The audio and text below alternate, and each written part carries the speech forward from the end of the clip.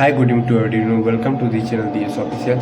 आज मैं बात करने वाला था कि मैंने जो कल ऑलरेडी बोला था कि मैं कल से 21 डेज तक अलग अलग टॉपिक पे बात करूंगा।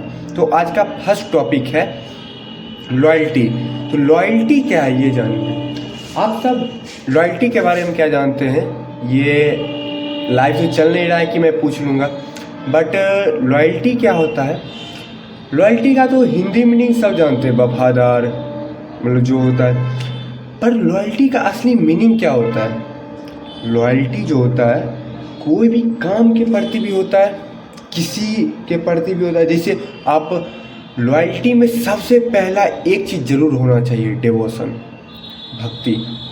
आप अगर किसी के लिए वफादार हैं, किसी के लिए, तो सबसे पहले आपकी वहाँ पे भक्ति है, डिवोशन है वहाँ पे, तब आप उस काम को लेके आप बहुत ज़्यादा सीरियस हैं, बहुत ज़्यादा सीरियस है। उस काम के प्रति आप लॉयल हैं, उस इंसान के प्रति आप लॉयल हैं। तो मतलब क्या हो रहा है कि आप कोई भी चीज़ को लेकर जब तक लॉयल नहीं होगे तब तक वो काम जितना परफेक्ट होना चाहिए उतना परफेक्ट नहीं होगा।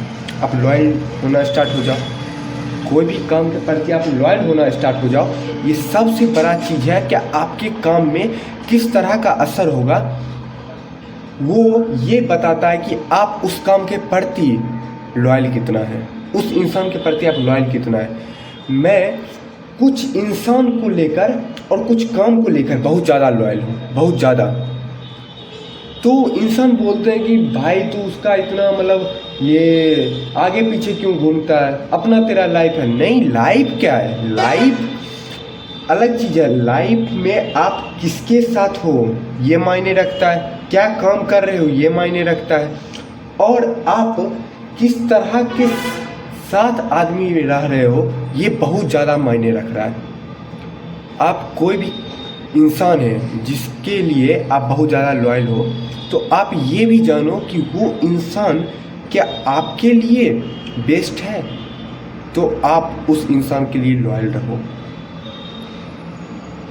लॉयल का सीधा सीधा मीनिंग मैं बस यही जानता हूँ, बस यही कि आप अगर किसी के प्रति लॉयल हैं तो उसका ये मत समझिए कि इससे मुझे क्या फ़ायदा है, क्या नुकसान है। नहीं, ये नहीं, मैं उसके साथ हूँ, मैं उसे क्या फ़ायदा दिला सकता हूँ, क्या नुकसान दिला सकता हूँ। अगर मेरे से इस इंसान का कुछ नुकसान हो रहा है तो मैं अपने आप का क्या ऐसा गलती कर रहा हूँ जो मैं सुधार दूँ, तो उस इंसान का जो काम में मेरा गलती का इफ़ेक्ट पड़ रहा है वो उसका काम में बदलाव हो जाए, उसका काम सुधर जाए, उसका काम बेहतर तरीके से होना स्टार्ट हो जाए।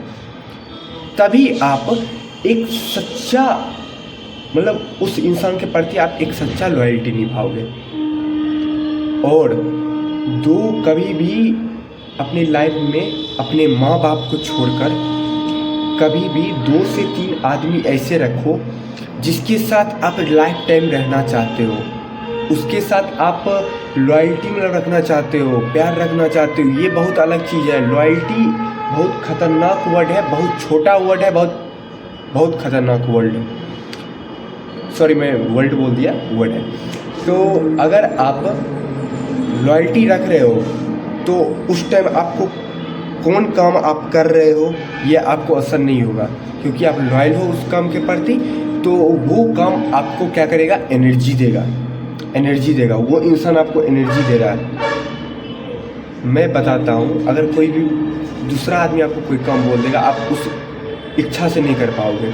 वही आप जो भाई को सबसे ज़्यादा मानते हो, सबसे ज़्यादा प्यार करते हो, लॉयल्टी मतलब उसके लिए आप ज़्यादा वफादार हो कि ये मेरा बहुत ज़्यादा बेहतर मित्र है, बहुत ज़्यादा बेहतर, ये अंकल जो है ये मेरा जो है बहुत ज़्यादा केयर करते हैं, इनके प्रति जो तुम्हारा मतलब फीलिंग है, तो वो क्या करेगा?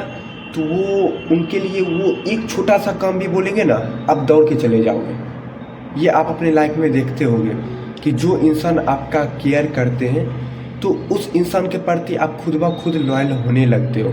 ये नहीं बताना पड़ता कि तुम मेरे लिए लॉयल हो जाओ, दिस डैट। नहीं, लॉयल बस एक ही शर्त पे होता है, जब अगले इंसान आप पे ट्रस्ट दिखा रहे हैं तो आप ऑटोमेटिक अल्टरनेट उनके लिए आप लॉयल होना स्टार्ट हो जाओगे। लॉयल बहुत ज़्यादा सेक्रीफाइस के बाद आता है, बहुत ज़्यादा कुछ चीज़ को छोड़नी पड़ती है। कुछ इंसान अपने अंदर चीज़ छोड़ता है, कुछ चीज़ बदलाव करता है, तब लॉयल्टी आती है। और लॉयल कोई भी काम के प्रति आपको आना अगर स्टार्ट हो गया तो समझ लो